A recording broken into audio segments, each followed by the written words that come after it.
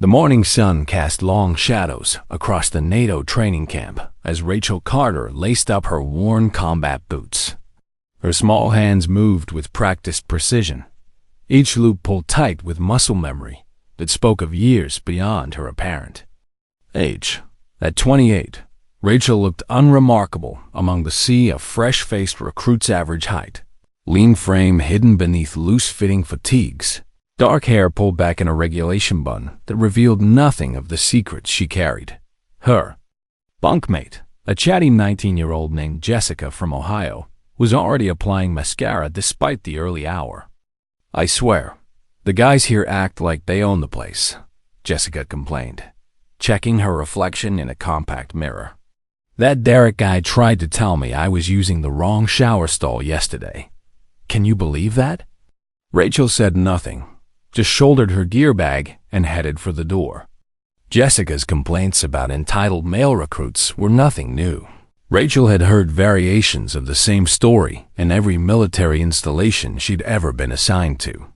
What Jessica didn't know, what none of them knew, was that Rachel had already earned her place in rooms these recruits would never see. The mess hall buzzed with the usual morning energy.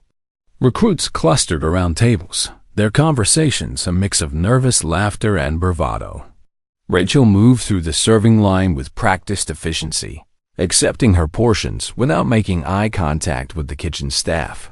She'd learned long ago that invisibility was often the most valuable tactical advantage. A heavyset cook named Frank watched her with curious eyes.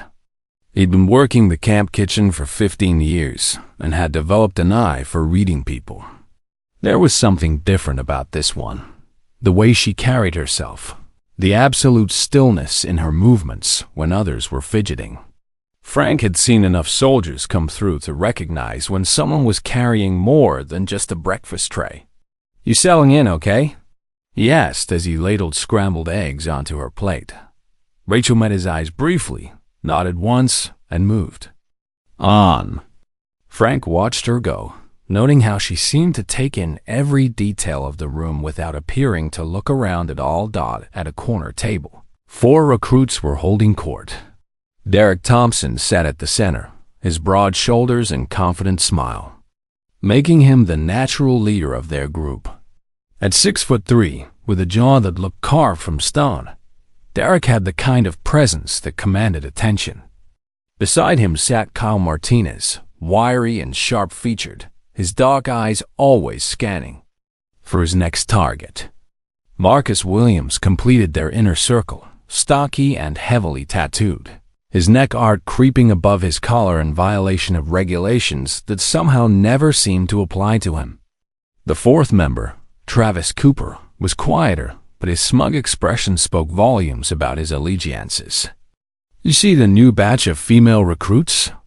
Derek was saying, his voice carrying across several nearby tables. "Half of them look like they couldn't handle a backpack, let alone military training." Kyle laughed, tapping his plastic spoon against his tray. "That one from yesterday, what was her name, Jennifer?" She actually asked the instructor if she could use different weights during PT. Different weights. The laughter from their table drew attention from across the room. Several other recruits turned to listen, some joining in the amusement while others shifted uncomfortably in their seats. Marcus leaned back in his chair, his voice booming. "My sister could probably outrun half these girls, and she's in high school. I don't know what they're thinking, letting just anyone in these days." A young recruit named Emma Bradley sat 2 tables away, her freckled face flushing red. At 19, she was one of the smallest people in the program, having scraped by the physical requirements by mere points. Every word from Derek's table felt like a personal attack. Her friend Lisa noticed her discomfort and placed a reassuring hand on her arm. "Ignore them," Lisa whispered. "They're just trying to look tough in front of everyone." But Emma couldn't ignore it. She'd grown up in rural Tennessee, where proving herself had been a daily battle. Her father had been a Marine, her brothers all served, and she'd fought her entire life to earn the respect that seemed to come naturally to others. Watching Derek and his friends mock female recruits felt like watching her own family dismiss her dreams. Rachel entered the main seating area carrying her tray, her eyes scanning for an empty spot. The room was crowded, conversations flowing around sports, weekend plans, and complaints about their instructors. She moved toward a small table near the windows when Derek's voice cut through the ambient noise. "Look at this one," he said, loud. Enough for half the room to hear. Walking around like she's already graduated. But she's never seen real combat in her life. Rachel paused mid-step, her grip tightening almost imperceptibly on her tray. Around the room, conversations began to die as people sensed the shift in atmosphere.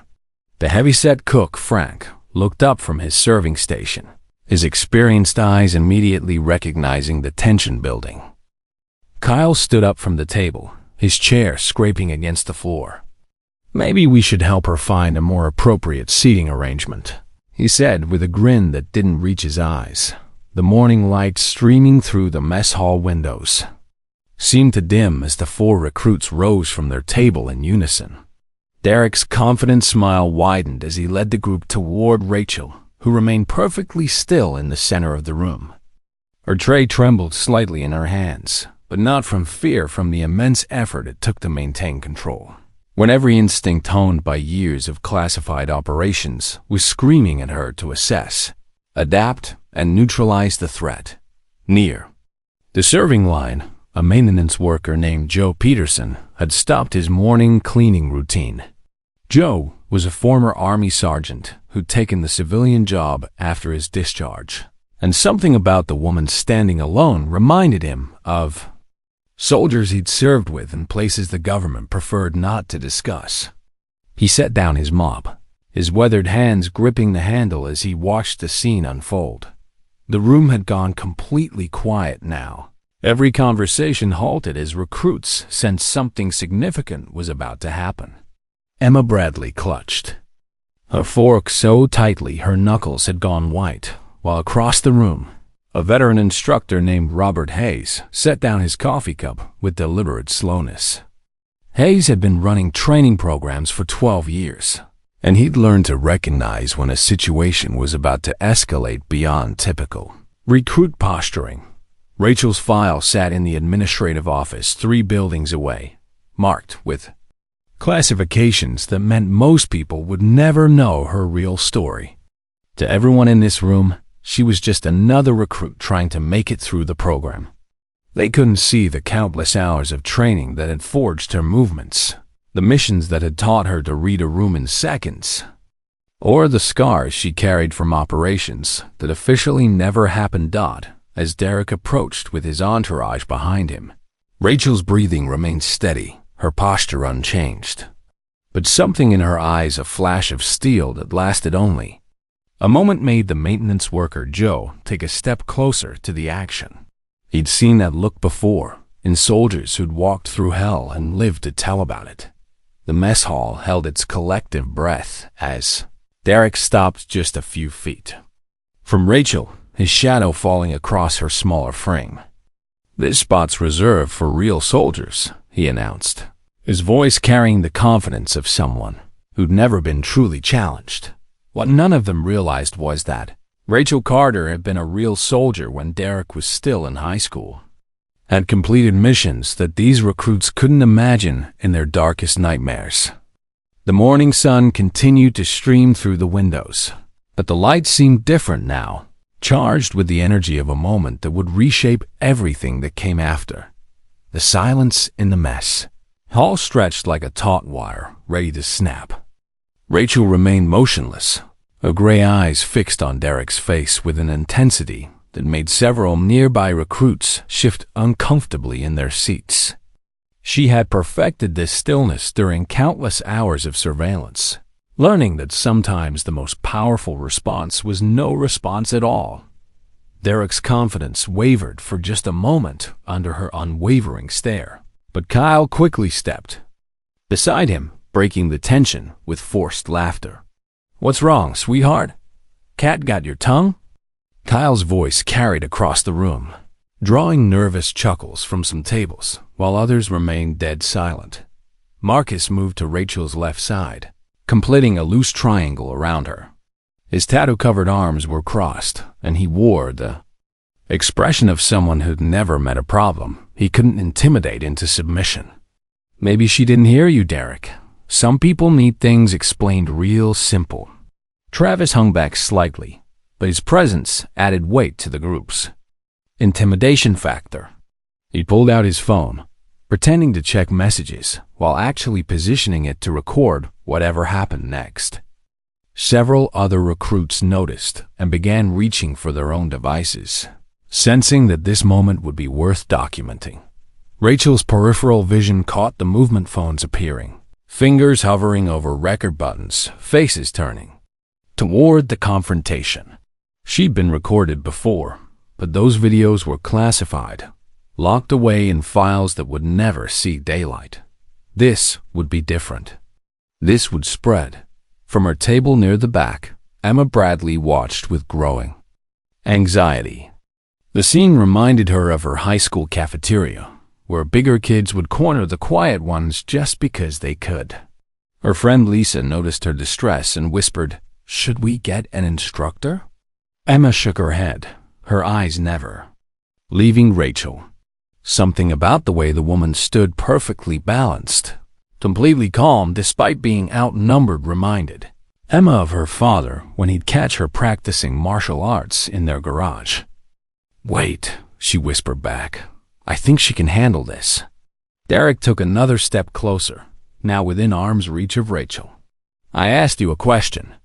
You think you belong here with the real recruits?" His voice had dropped lower, more menacing, playing to the audience that had formed around them. The maintenance worker, Joe, had moved closer under the pretense of cleaning a nearby table. His military experience told him this situation was balanced on a knife's edge. The woman being confronted showed none of the typical signs of intimidation. No backing away, no defensive posturing, no attempts to de-escalate. Instead, she displayed the kind of calm that came from absolute confidence in one's abilities. Kyle decided to escalate things further. He reached for the plastic water cup on a nearby table and, maintaining eye contact with Rachel, slowly poured the cold liquid onto her boots. "Oops," he said with mock concern.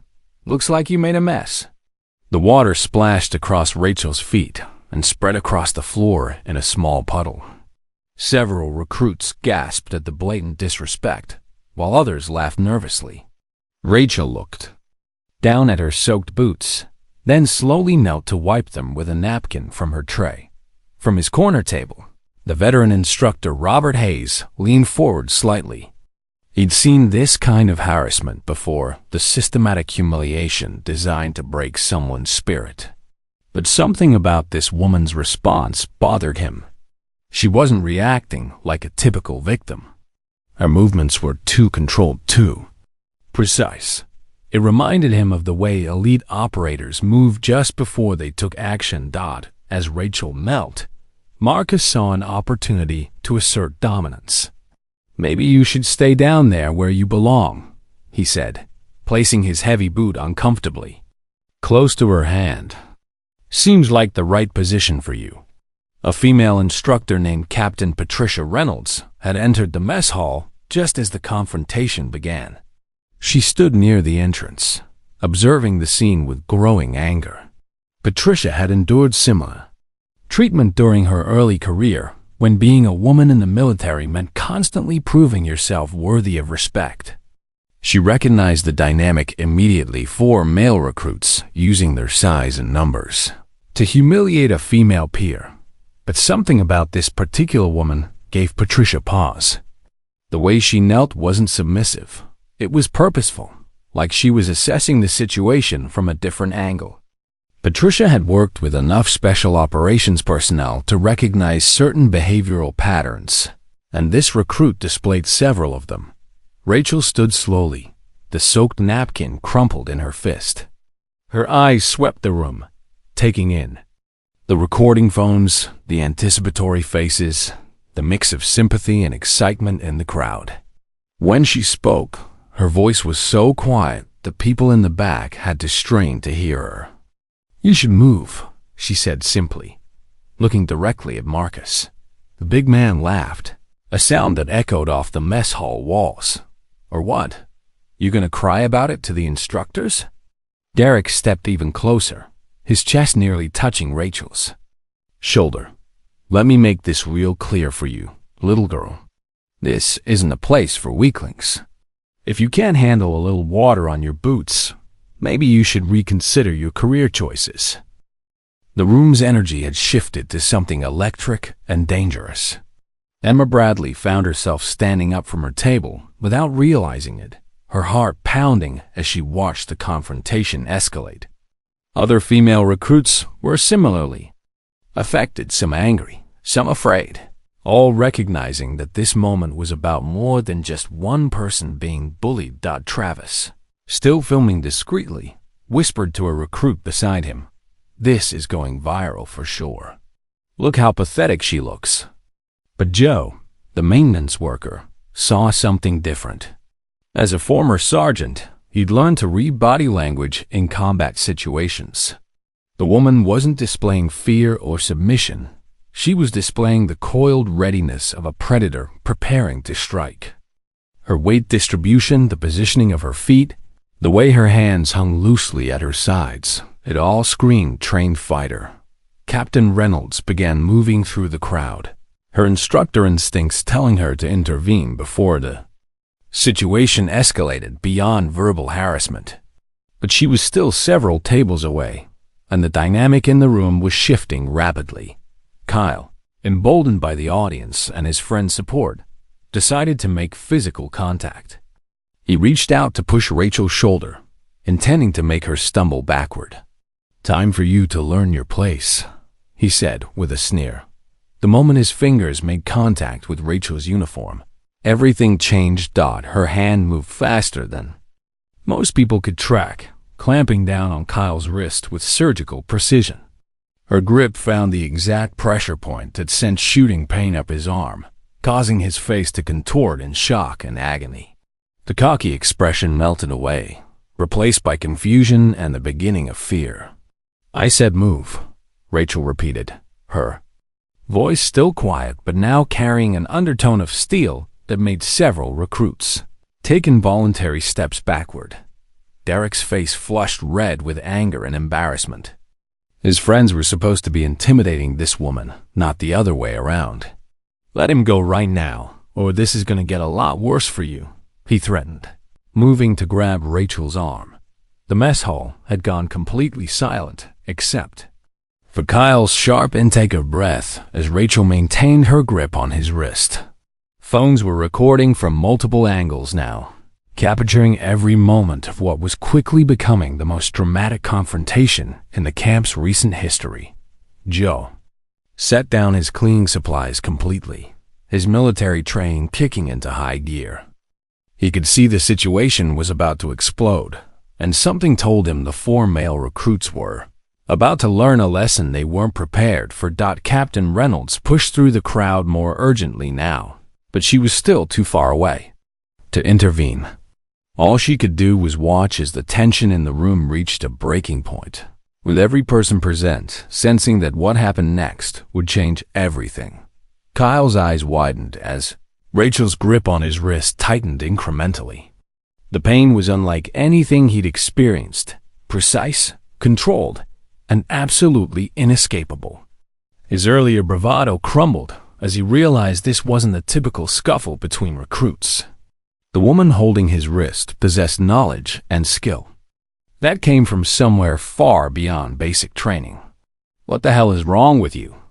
Derek snarled, reaching for Rachel's shoulder to force her to release his friend. But as his hand approached, Rachel's free arm moved in a blur, intercepting his wrist with the same surgical precision she'd used on Kyle. Now she held both men, their arms twisted at angles that sent sharp warnings through their nervous systems. Marcus and Travis exchanged uncertain glances, suddenly realizing that their numerical advantage might not mean what they'd thought it would. From across the room, Emma Bradley watched in fascination and growing awe. The quiet woman who'd been accepting humiliation moments before had transformed into something entirely different. Her movements were economical, professional, deadly. Emma had grown up watching her Marine father practice hand-to-hand combat, and she recognized genuine expertise when she saw it. Joe, the maintenance worker, found himself nodding with professional respect. He'd seen Special Forces operators in action during his military service, and this woman displayed the same controlled lethality that marked the best of them.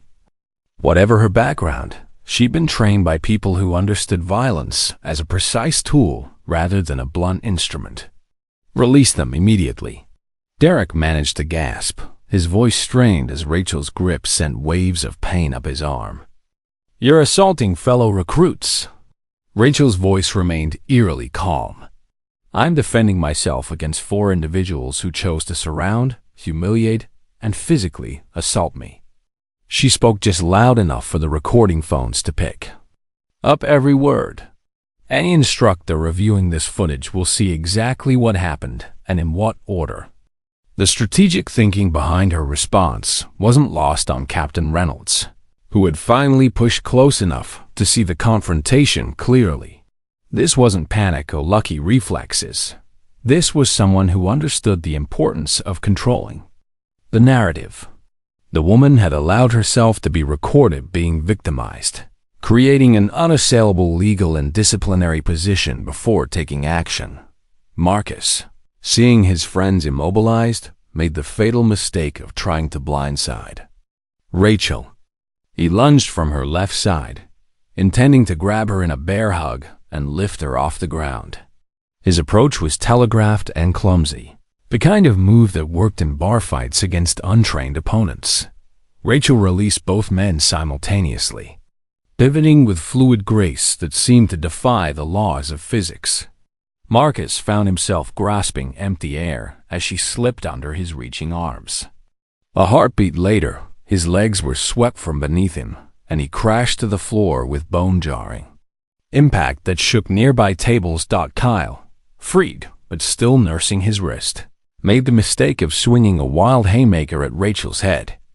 She caught his fist in midair, redirected his momentum, and used his own force to send him stumbling backward into a table. Trays clattered to the floor as Kyle struggled to regain his balance, his face a mask of confusion and growing fear.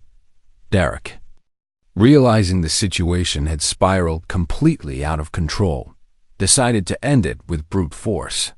He charged forward with his full body weight, intending to tackle Rachel to the ground, where his size advantage would matter most. Rachel didn't retreat or brace for impact. Instead, she stepped forward to meet his charge, using his momentum against him with a hip throw that sent Derek sailing through the air. He landed hard on his back, the breath knocked from his lungs, staring up at the ceiling lights while trying to process what had just happened. Travis, who had been hanging back and filming, found himself face to face with Rachel as she turned her attention to him. The predatory focus in her eyes made him drop his phone, the device clattering to the floor as his hands shook. "I think you have enough footage," Rachel said quietly. The entire confrontation had lasted less than 40 seconds. 4 confident male recruits now lay scattered around the mess hall, Derek gasping for breath on his back, Kyle clutching his wrist while leaning against an overturned table, Marcus groaning on the floor, and Travis backing away with his hands raised in surrender. Rachel stood in the center of the chaos, her breathing barely elevated, her uniform barely wrinkled. She looked down at Derek, who was struggling to sit up, and spoke in the same calm tone she'd maintained throughout the encounter. "I asked you to move," she said simply. The mess hall erupted in chaos as the reality of what they'd witnessed began to sink in. Phones buzzed with notifications as videos were uploaded and shared. Voices rose in excited conversation, with some recruits cheering and others expressing Shock and disbelief. Emma Bradley was on her feet, a huge grin spreading across her face. For the first time since arriving at the camp, she'd seen someone stand up to the bullies who made life miserable for anyone they perceived as weak. Her friend Lisa grabbed her arm, both women staring at Rachel with newfound respect and admiration. Captain Reynolds finally reached the scene, her instructor training kicking in as she assessed the situation. 4 male recruits were down, 1 female recruit stood unharmed in the center, and dozens of phones had recorded everything. The disciplinary implications would be significant, but first, she needed to establish control. "Everyone back to your tables," she commanded, her voice cutting through the chatter. "Put those phones away immediately." But even as the crowd began to disperse, the energy in the room had fundamentally shifted. The quiet woman they'd all dismissed as unremarkable had just demonstrated capabilities that went far beyond anything they'd expected from a fellow recruit. Joe, still standing near his cleaning supplies, shook his head in amazement. In 30 years of military service and civilian work around soldiers, he'd rarely seen such a perfect demonstration of controlled violence. Whoever this woman really was, she'd been trained by the best dot as Derek finally managed to sit up, holding his ribs and glaring at Rachel with a mixture of rage and something that might have been fear. He had no idea that his humiliation was about to become the least of his problems. The woman who just dismantled him and his friends with surgical precision was carrying secrets that would soon turn his world upside down. The confrontation was over, but its consequences were just beginning. The mess hall buzzed with whispered conversations and sidelong glances as recruits slowly returned to their meals. Captain Reynolds had restored order, but the atmosphere remained charged with the electricity of witnessing something extraordinary. Rachel calmly collected her spilled tray and moved to an empty table near the windows, acting as if nothing unusual had occurred. Derek, Kyle, Marcus, and Travis had been escorted to the medical station for evaluation, though their injuries were more to their pride than their bodies. The precision of Rachel's actions had been surgical enough to neutralize the threat without causing permanent damage. It was the kind of restraint that came from extensive training in the application of controlled force dot at a corner table. A recruit named Jason Wells leaned close to his table mates. "Did anyone else notice how she moved?" he whispered urgently. "That wasn't lucky or random. That was professional-level combat training." His friend David Park nodded, pulling out his phone discreetly. "I've been doing some research since yesterday. Look at this." He showed the screen to the group, displaying a partially redacted military forum post. Someone posted about a female special operations soldier who disappeared from active duty a few years ago. Codename was Night Viper. The group leaned in closer, studying the blurry photograph attached to the post. The image quality was poor, but the stance and build were unmistakably similar to Rachel's. "You think that's her?" Jason asked, his voice barely audible. David shrugged. "The timeline fits. And did you see that patch on her sleeve?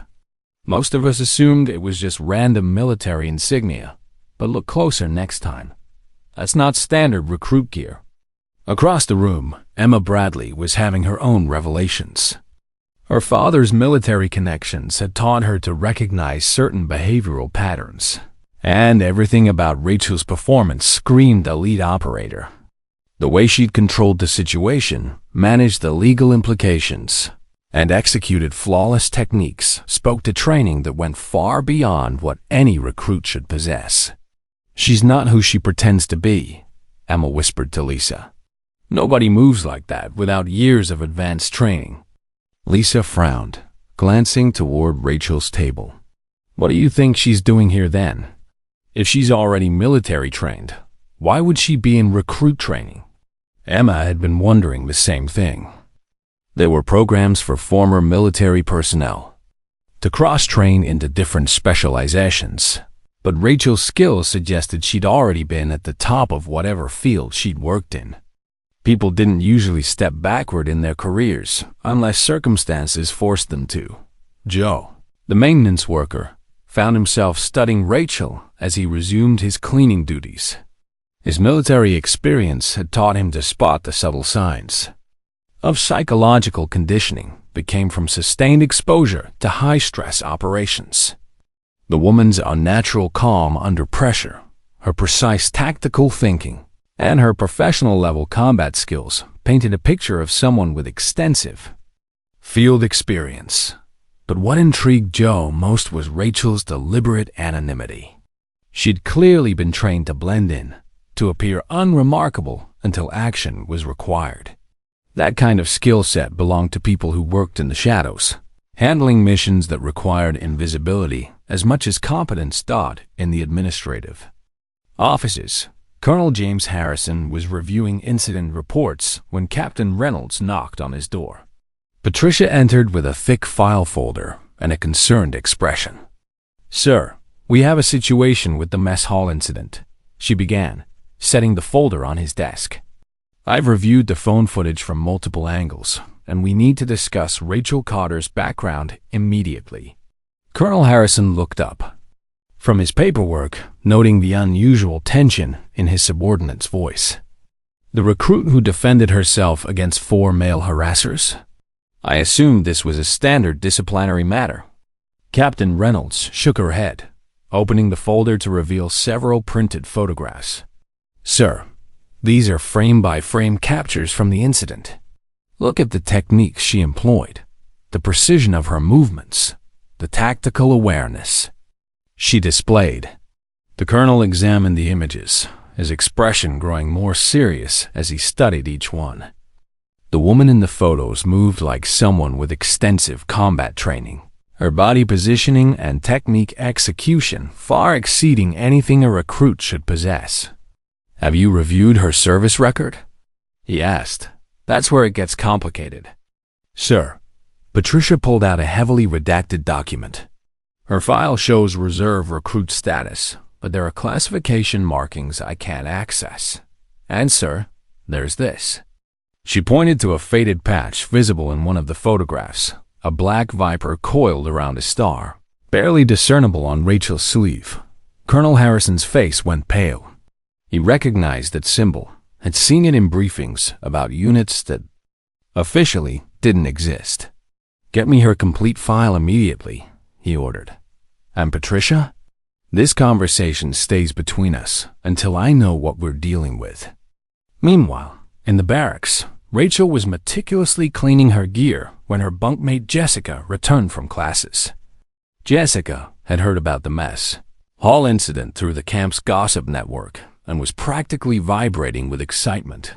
"Oh, my God, Rachel. Everyone's talking about what you did to those jerks," Jessica gushed, throwing herself onto her bunk. "I can't believe you took down all 4 of them. Where did you learn to fight like that?" Rachel continued cleaning her equipment without looking up. "Basic training covers self-defense." Jessica laughed.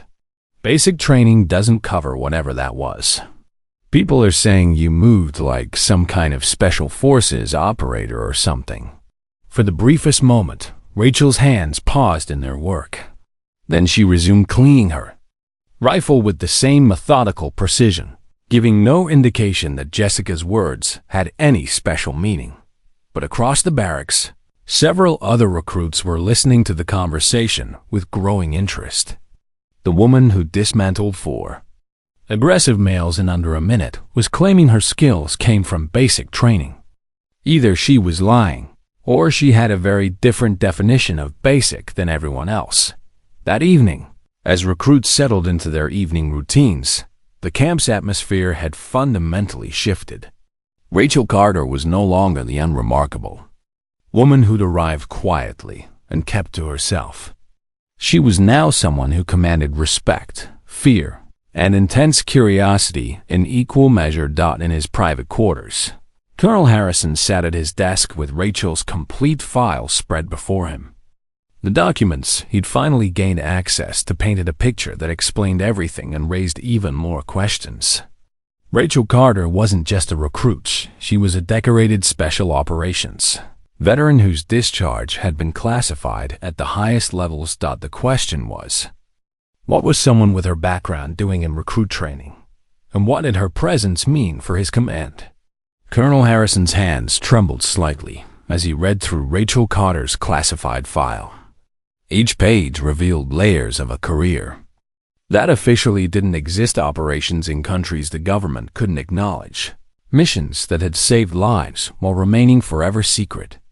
The woman currently sleeping in recruit barracks had been one of the most effective special operations soldiers in recent military history. Her discharge papers told a different story. Classified circumstances, medical evaluation pending, and administrative reassignment were bureaucratic phrases that concealed a more troubling truth. Someone with Rachel's capabilities and record didn't simply transition to recruit training without serious underlying reasons. The colonel reached for his secure phone and dialed a number he hadn't called in 3 years. The voice that answered belonged to General Patricia Hendricks, his former commanding officer, and one of the few people with clearance high enough to discuss Rachel's situation. "James, I was wondering when you call," General Hendricks said. Without preamble, "I assume you've discovered what you're dealing with." "Patricia, what is Night Viper doing in my recruit training program?" Colonel Harrison asked bluntly. "And why wasn't I briefed when she arrived?" The silence on the other end of the line stretched long enough for Harrison to wonder if the connection had been lost. Finally, General Hendricks spoke, her voice carrying the weight of difficult decisions. "She requested the assignment, James. After what happened in Syria, she needed somewhere to transition back. Your program was deemed the safest option for everyone involved." Colonel Harrison felt a chill run down his spine. The Syria operation had been classified above his clearance level, but he'd heard whispers about a mission that had gone catastrophically wrong, resulting in the loss of an entire team except for one survivor. How bad was it? He asked quietly. "Bad. Enough that she hasn't slept more than 3 hours consecutively in 18 months, General Hendricks replied. The medical board recommended intensive therapy and gradual reintegration into military life. We thought your program would provide structure without the pressure of active operations." The colonel looked at the photographs from the mess hall incident again, seeing them in a new light. Rachel's precise movements weren't just professional competence. They were the reflexes of someone who'd survived situations where hesitation meant death.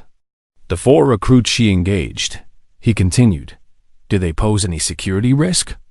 "That depends on what they do with the knowledge they're inevitably going to acquire," the general responded. "Derek Thompson has been making phone calls to his father, who happens to be a military contractor with connections throughout the defense establishment. The situation is becoming complicated." Back in the barracks, Rachel lay awake on her narrow bunk, staring at the ceiling as Jessica's quiet breathing indicated her bunkmate had fallen asleep hours ago. The confrontation in the mess hall had felt too good. For months, she'd been suppressing the instincts and reflexes that had kept her alive through 17 classified operations. The moment Derek and his friends had surrounded her, those suppressed systems had roared back to life with frightening intensity. She could still feel the precise pressure points on Kyle's wrist, the exact angle needed to redirect Derek's momentum, the calculated force required to neutralize Marcus without permanent injury. The techniques had flowed from muscle memory so deep it felt like breathing, reminding her of who she'd been before Syria changed everything. A soft rustling from across the barracks caught her attention. Emma Bradley was sitting up in her bunk, clearly unable to sleep as well. The young recruit had been watching Rachel with curious eyes since the incident, a gaze holding a mixture of admiration and questions. Rachel turned her head slightly, meeting Emma's eyes in the dim light filtering through the windows.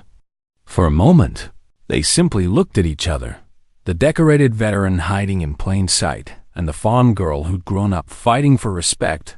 Emma mouthed a single word. "Thank you."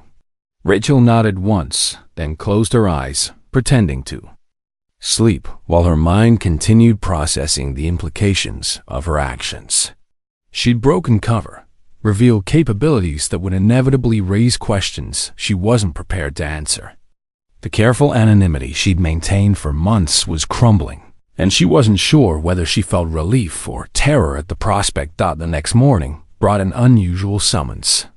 Instead of reporting for regular training exercises, Rachel was instructed to report to Colonel Harrison's office immediately after breakfast. As she walked across the compound, she noticed other recruits watching her with expressions ranging from awe to suspicion. Derek Thompson was nowhere to be seen, but Kyle Martinez stood near the equipment shed with his arm in a sling, his face a mask of barely controlled anger. Their eyes met briefly as Rachel passed, and she saw something in his expression that made her tactical awareness spike. This wasn't over. Colonel Harrison's office was sparse and functional, decorated only with commendations and photographs from his 25-year career. He looked up as Rachel entered, gesturing for her to take a seat across from his desk. His expression was carefully neutral, but Rachel's trained eye caught the subtle signs of stress, the tightness around his eyes, the way his fingers drummed against his desktop. "Recruit Carter," he began formally, "I've reviewed the incident from yesterday's meal period. I'd like to hear your account of the events." Rachel's response was textbook perfect, factual, precise, and legally unassailable. She recounted the harassment, the escalation, and her defensive actions without embellishment or emotional coloring. As she spoke, Colonel Harrison studied her carefully, noting the professional quality of her report. "Your techniques were quite advanced for someone with basic training background," he observed when she finished. "I've always been a quick learner, sir," Rachel replied, her voice steady. Colonel Harrison opened her file folder, revealing the classified documents within. Rachel's composure didn't change, but something flickered in her eyes' recognition. Perhaps or resignation. "Night Viper," he said quietly. The sound of her operational code name hung in the air between them like a bridge across an impossible distance. Rachel had spent months trying to leave that identity behind, to become just another recruit seeking a fresh start. Now, sitting in this small office with her classified history spread across the desk, she realized how naive that hope had been. "Sir," she acknowledged simply. Colonel Harrison leaned back in his chair, studying the woman across from him with new understanding. "The question now is what happens next, Sergeant Carter.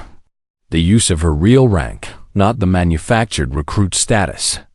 She'd been assigned felt like removing a heavy disguise she'd been carrying too long. "I don't know, sir," Rachel admitted. And for the first time since arriving at the camp, her voice carried a note of uncertainty. Outside the office windows, the morning training exercises continued with their usual intensity. Recruits ran laps, practiced formations, and learned the basics of military discipline.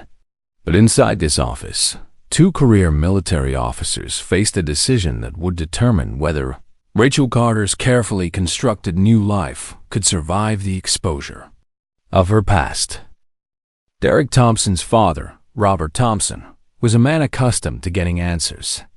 As the CEO of Thompson Defense Solutions, a military contracting firm with connections throughout the Pentagon, he possessed the kind of influence that opened doors others couldn't even see.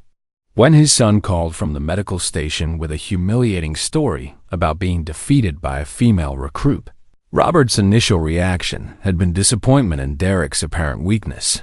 But as Derek described the woman's techniques in greater detail, Robert's interest shifted from paternal concern to professional curiosity. The movements Derek recounted, the precise joint locks, the surgical accuracy of the takedowns, the tactical awareness she displayed suggested training far beyond what any recruit should possess. Robert made a series of phone calls from his office overlooking the Potomac River. His first call went to a retired Navy SEAL commander who owed him several favors. The second went to a Pentagon contact with access to personnel databases that weren't supposed to exist. By noon, he had a name: Rachel Carter, formerly known as Night Viper, discharged under classified circumstances 18 months earlier. The third call was the most dangerous. Robert contacted his son with instructions that would set in motion a chain of events none of them could control. Back at the training camp, the morning had passed with unusual tension. Word of Rachel's meeting with Colonel Harrison had spread through the recruit population, spawning rumors and speculation about her true identity. Some claimed she was an undercover instructor testing their responses to harassment. Others whispered about special forces backgrounds and classified military operations. Kyle Martinez had become the center of attention among the male recruits, displaying his injured wrist like a badge of honor while spinning increasingly dramatic versions of the confrontation. His account painted Rachel as an unstable individual who'd attacked without provocation, carefully omitting the harassment that had preceded her defensive actions. She came out of nowhere, Kyle told a group of recruits during their lunch break. "1 second, we're just talking. The next second, she's trying to break my arm." The woman's got serious anger management issues. Marcus Williams nodded along with the narrative, nursing his own bruised ego along with his sore ribs. Someone that violence shouldn't be in the program. What happens when she snaps during a real training exercise? Their version of events might have gained more traction if not for the numerous phone recordings that contradicted their claims. But in the age of social media and viral videos, truth often mattered less than the most compelling narrative. Emma Bradley found herself at the center of a different kind of attention. Several female recruits had approached her throughout the day, seeking her perspective on what they'd witnessed. As someone who'd been present for the entire confrontation, her account carried weight with those trying to understand what had really happened. She didn't start anything, Emma insisted to a group gathered around her table. They surrounded her, poured water on her boots, and physically blocked her from leaving. Everything she did was self-defense. Lisa Wong, Emma's closest friend in the program, nodded agreement. "I saw the whole thing too. Those guys were being complete jerks, and she gave them multiple chances to back down." But even among the female recruits, opinions were divided. Some saw Rachel as a hero who'd stood up to bullies. Others worried that her violent response would bring negative attention to all women in the program. Captain Reynolds had spent the morning reviewing security footage from cameras positioned throughout the mess hall. The angles weren't perfect, but they captured enough to corroborate the phone recordings. More importantly, they revealed details that civilian observers had missed: the professional quality of Rachel's movements, the tactical awareness she'd displayed, the restraint she'd shown despite clearly possessing the ability to inflict far more damage. Patricia had seen enough special operations personnel to recognize the signs. Rachel Carter was no ordinary recruit, and her presence in the program raised questions that demanded answers. She was heading to Colonel Harrison's office to discuss her findings when her phone buzzed with an urgent message. The text was from her contact at Military Intelligence, a terse warning that made her blood run cold. Thompson Defense Solutions making inquiries about Night Viper. Situation compromised. Patricia broke into a rundown in Colonel Harrison's office. Rachel had spent the last hour providing a sanitized version of her military history. She described her special operations background in general terms, carefully avoiding details that remained classified even in this secure environment. The colonel listened with growing respect and concern, beginning to understand the magnitude of what his training program had become entangled in. "The Syria operation," he said carefully. "I don't need details, but I need to understand how it affects your current situation." Rachel's composure slipped slightly, her hands clenching involuntarily as memories she'd spent months suppressing threatened to surface. My team was compromised, sir. Intelligence failure led to an ambush. I was the only survivor. The simple statement carried the weight of 18 months of survivor's guilt, medical evaluations, and sleepless nights. Colonel Harrison had seen enough combat veterans to recognize the signs of someone carrying psychological wounds that might never fully heal. The medical board's recommendation? He asked gently. Indefinite leave with gradual reintegration, Rachel replied. Your program was supposed to provide structure and routine without operational pressure. A chance to remember why I chose this. Life? Colonel Harrison was about to respond when Captain Reynolds burst through his door without knocking. A breach of protocol so severe that he knew something catastrophic was happening. Sir, we have a problem, Patricia announced breathlessly. Thompson Defense Solutions has identified Sergeant Carter. They're making inquiries through military intelligence channels. Rachel's training kicked in immediately, her mind shifting into operational mode as she processed the implications. Robert Thompson possessed the connections and resources to expose her presence at the camp, potentially compromising whatever remained of her classified background and definitely ending any hope of the quiet recovery she'd been seeking. Colonel Harrison's face darkened as he understood the threat. Thompson Defense Solutions had contracts throughout the military establishment, giving them access to information networks that could cause significant damage if misused. How much do they know? He asked. Captain Reynolds consulted her phone. Enough to confirm her identity and general background. My contact says they're pushing for access to operational files, claiming security concerns about having a potentially unstable operator in civilian training. Rachel stood slowly, her movements carrying the controlled precision that marked her return to operational thinking. Sir, I should withdraw from the program immediately. My presence here is creating security risks and putting other recruits in potential danger. Colonel Harrison held up a hand, his own military instincts engaging as he considered their options.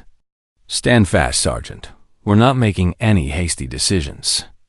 But even as he spoke, all three officers knew that the situation had moved beyond their control. The careful anonymity that had protected Rachel's recovery was crumbling, and the consequences would extend far beyond one woman's personal struggle. Outside the office, the afternoon training exercises continued with their usual intensity. Recruits practiced formations and learned military procedures, unaware that their quiet training camp was about to become the center of a conflict involving classified operations, corporate influence, and the price of seeking redemption in a world that rarely offered second chances. The phone on Colonel Harrison's desk rang with the urgent tone reserved for priority communications. As he reached for the handset, Rachel and Captain Reynolds exchanged glances that acknowledged the same unspoken truth. Whatever came next would change everything for everyone involved. The priority call that came through Colonel Harrison's secure line carried the weight of decisions made in rooms far above his clearance level. General Hendrick's voice was tense as she delivered news that would reshape the entire situation. James, we have a development. Thompson Defense Solutions has filed a formal complaint with the Pentagon, claiming that placing an unstable former operator in recruit training constitutes a security risk. They're demanding Rachel's immediate removal and a full investigation into her psychological fitness. Colonel Harrison's jaw tightened as he processed the implications. General, with respect, Thompson's son was involved in the harassment incident. That precipitated this situation. This feels like retaliation rather than legitimate security concerns. I agree, General Hendricks replied, but they have enough political connections to force a response. However, there's something else. The Defense Intelligence Agency has been monitoring Thompson Defense Solutions for potential security violations. They're very interested in how the company obtained classified information about Night Viper. Rachel, who had been listening to the conversation through the phone speaker, felt a familiar operational clarity settle over her thoughts. The situation had evolved beyond personal recovery into something that could impact national security. Her training kicked in as she began analyzing threat vectors and potential responses. "General," Rachel interjected, "permission to speak freely?" "Granted, Sergeant." Thompson's inquiry into my background suggests access to classified databases that should be restricted. If they're willing to expose classified operators over a personal grudge, they represent a counterintelligence threat that extends beyond this incident. The line went quiet as General Hendricks considered the implications. When she spoke again, her voice carried a different tone, one that Rachel recognized from pre-mission briefings. "Sergeant Carter, are you prepared to assist in an investigation into Thompson Defense Solutions information gathering methods?" Rachel straightened in her chair, muscle memory responding to the familiar cadence of receiving operational orders. "Yes, ma'am." Colonel Harrison and Captain Reynolds exchanged glances, realizing they were witnessing Rachel's transformation from recovering veteran to active operator. The change was subtle but unmistakable, her posture, her expression, the focused intensity that seemed to charge the air around her. Meanwhile, across the training camp, Derek Thompson was making a phone call that would escalate the situation beyond anyone's expectations. His father had instructed him to document any further interactions with Rachel, preferably with video evidence that could support their narrative of an unstable individual posing a threat to other recruits. Derek gathered Kyle, Marcus, and Travis in a secluded area behind the equipment storage buildings. His arm was still sore from the previous day's encounter, but his desire for revenge outweighed any physical discomfort. "My father says we need more evidence of her being unstable," Derek explained to his friends. "He's got connections at the Pentagon who can get her kicked out permanently, but we need to provoke another incident." Kyle flexed his bandaged wrist, his expression eager. "I'm definitely up for round 2. She got lucky yesterday, caught us off guard. Won't happen again." Marcus cracked his knuckles, the sound echoing off the nearby buildings. 4 against 1. We should be able to handle one crazy woman." Travis, who had been the least involved in the original confrontation, showed some hesitation. "What if she really is some kind of special forces? Those moves yesterday weren't normal." Derek's eyes hardened. "She's just a recruit like us." "My father checked. There's no record of any advanced training in her file." It was a lie, but Derek believed his father's deliberately misleading information. Robert Thompson had decided his son didn't need to know the full truth about what they were dealing with. Emma Bradley was walking between buildings when she overheard fragments of their conversation. The words, "provoke another incident," and "round 2" sent alarm bells ringing in her mind. She pressed herself against the wall, listening as the 4 men planned their confrontation. Her military family background had taught her to recognize when situations were escalating beyond normal conflicts. These men weren't planning a fair fight. They were plotting an ambush designed to create evidence for some larger agenda. Emma's hand shook as she pulled out her phone, trying to decide who to contact. The smart move would be to find an instructor, but the men were already moving toward the main compound. There wasn't time for official channels. Instead, she sent a quick text to Lisa Wong. "Find Rachel Carter immediately. Tell her Derek and his friends are planning something. She's in danger." In Colonel Harrison's office, the conversation with General Hendricks had evolved into a complex operational briefing. Rachel's role was shifting from protected veteran to active intelligence asset, tasked with helping expose potential security violations by Thompson Defense Solutions. "The investigation will require you to maintain your current cover while documenting any attempts by Thompson operatives to gather information about your background," General Hendricks explained. "We suspect they've been selling classified intelligence to foreign buyers, using their military contracts as cover. Rachel nodded, her training automatically cataloging the mission parameters. What's the timeline, General? 48 hours. We need evidence of their information-gathering methods before they can destroy whatever systems they're using. Captain Reynolds interrupted as her phone buzzed with an urgent message. Sir, I'm receiving reports of a potential confrontation developing near the main compound. Derek Thompson and his associates are moving toward the recruit barracks. Rachel was already standing, her operational instincts fully engaged. They're not done with yesterday's incident. Colonel Harrison reached for his radio, but Rachel held up a hand. Sir, if this is connected to the larger investigation, we might want to see what they're planning before intervening. It was a calculated risk that could provide valuable intelligence about Thompson Defense Solutions methods, but it also meant allowing a potentially dangerous confrontation to develop. The afternoon sun cast long shadows across the training compound as multiple forces converged on what would become the defining moment of Rachel Carter's second chance at military life. In one direction, 4 angry recruits moved with the confidence of men who believed they had powerful backing. In another, Emma Bradley ran desperately toward the barracks, hoping to warn someone who might already be beyond help.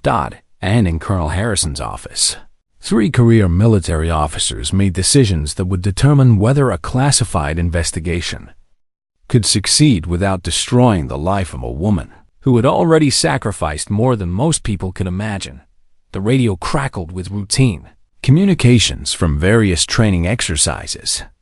But underneath the normal chatter, tension was building toward a confrontation that would test everyone involved and reveal truths that some people preferred to keep hidden. Rachel checked her watch, noting the time with the precision of someone accustomed to mission-critical timelines. In less than an hour, she would discover whether her carefully maintained cover could survive another encounter with men who didn't understand the forces they were about to unleash. The confrontation began exactly as Emma Bradley had feared. She found Rachel in the equipment yard, methodically cleaning rifle components with the focused attention that had become her trademark. The afternoon sun cast sharp shadows between the buildings, creating pockets of darkness that seemed to mirror the approaching danger. Rachel, Emma called breathlessly as she approached. Derek and his friends are coming. They're planning something. I heard them talking about provoking another incident. Rachel looked up from her work, instantly reading the genuine concern in the younger woman's eyes. Her tactical awareness immediately shifted into high alert, automatically scanning the surrounding area for potential threats and escape routes. How many? Rachel asked quietly, continuing to clean her rifle while processing Emma's warning. All 4 of them. Derek said something about needing evidence, about his father having Pentagon connections. Emma's voice carried a note of urgency that made Rachel's trained instincts spike with danger recognition. Before Rachel could respond, Derek Thompson's voice echoed across the equipment yard. Well, look who's got herself a little bodyguard now. The 4 men approached in a loose formation that Rachel immediately recognized as a tactical encirclement. They'd learned from their previous encounter, spacing themselves to prevent her from engaging them individually. But their amateur execution of what should have been a professional maneuver told her they still had no idea what they were really dealing with. Kyle moved to her left, his bandaged wrist prominent as he flexed his fingers menacingly. Marcus approached from the right, his bulk intended to intimidate. Travis hung back slightly, his phone already out and recording. Derek positioned himself directly in front, his father's instructions clear in his mind about creating usable evidence. You made a big mistake yesterday, Derek announced loudly, ensuring his voice would carry clearly on Travis's recording. Assaulting fellow recruits isn't something we're going to let slide. Rachel set down her cleaning supplies with deliberate precision, her movements calm and controlled despite the escalating situation. Emma took a step closer, her young face set with determined courage that reminded Rachel of soldiers she'd served with in far more dangerous circumstances. "Emma," Rachel said quietly, "you should leave now." But Emma Bradley had grown up watching. Her Marine father, prepare for deployments, had absorbed lessons about loyalty and standing ground when it mattered. "I'm not leaving," she declared firmly. Derek laughed, the sound harsh and confident. 2 against 4? This should be entertaining. What Derek didn't know was that Colonel Harrison, Captain Reynolds, and General Hendricks were monitoring the situation through security cameras positioned throughout the compound. Rachel's earpiece, disguised as a standard hearing protection device, carried their voices as they coordinated the investigation that had expanded far beyond a simple recruit training incident. "Sergeant Carter." General Hendricks' voice was calm in her ear. "We need documentation of their methods, how they escalate, what evidence they're trying to create."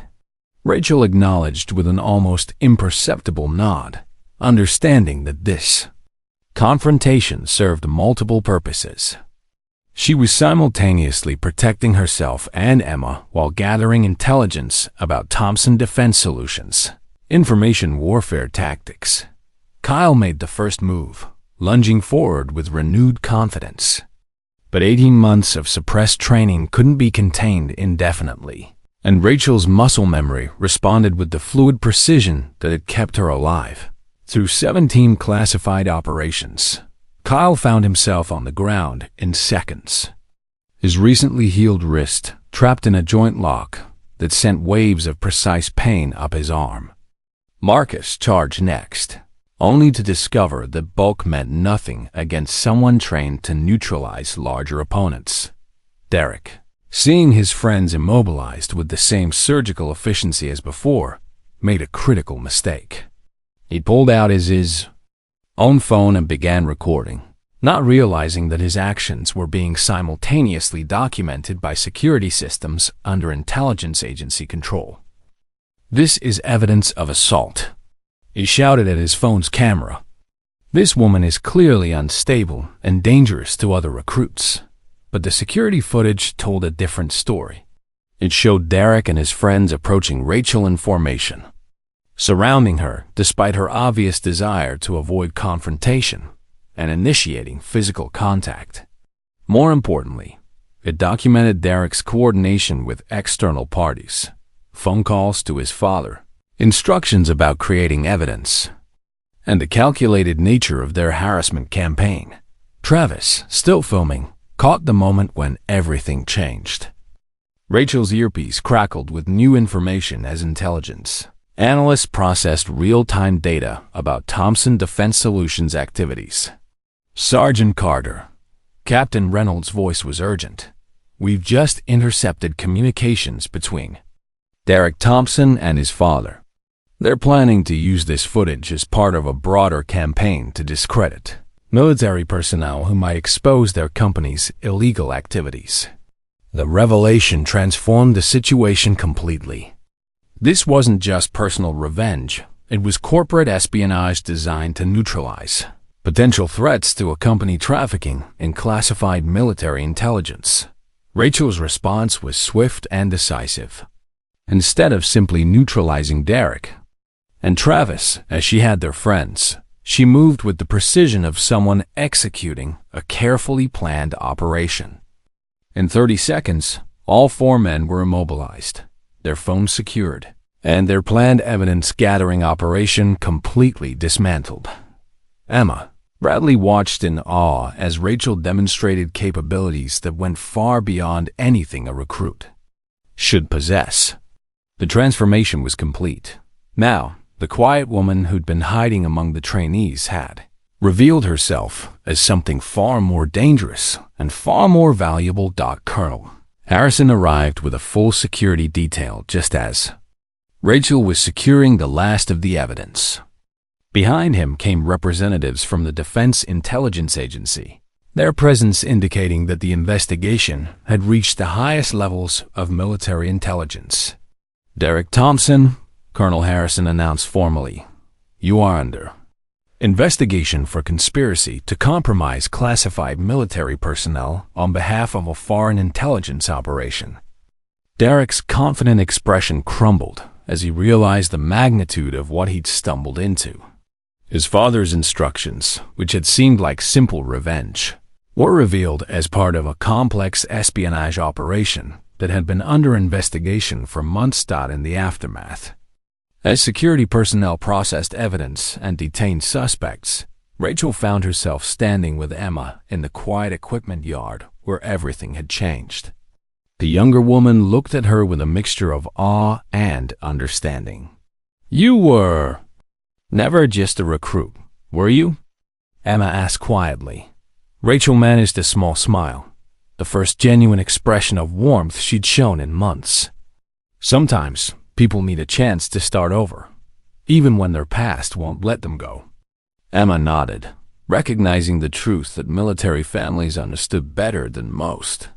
That service meant carrying burdens others couldn't see, fighting battles that couldn't be discussed, and finding strength in protecting people who might never know what you'd sacrificed for them. 3 weeks later, Rachel Carter stood in Colonel Harrison's office for the final time.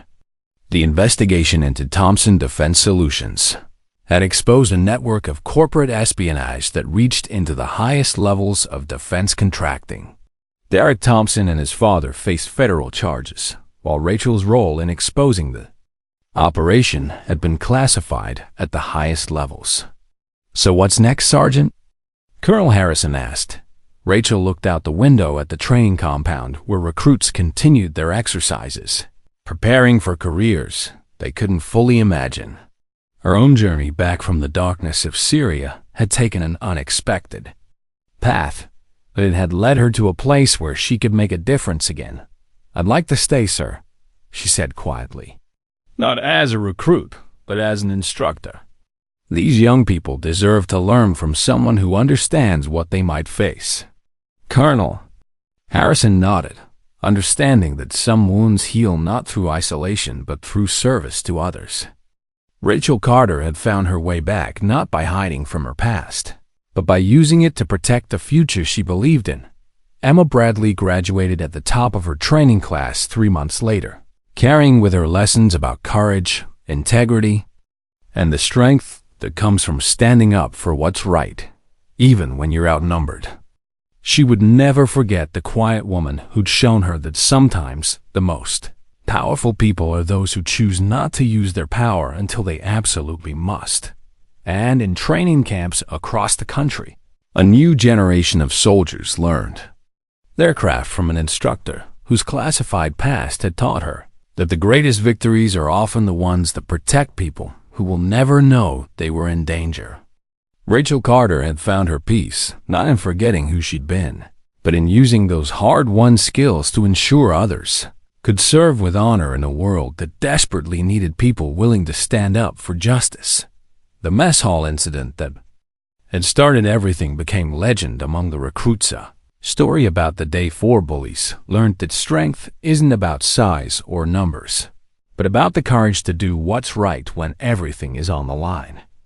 For Rachel Carter, it had been the beginning of a new mission, proving that sometimes the best way to heal from the past is to use your experience to protect the future. If you enjoyed this story, don't forget to hit the subscribe button and become a part of our Everyday Life Stories community. Where are you watching from? Drop a comment below. We love hearing from our amazing viewers around the world.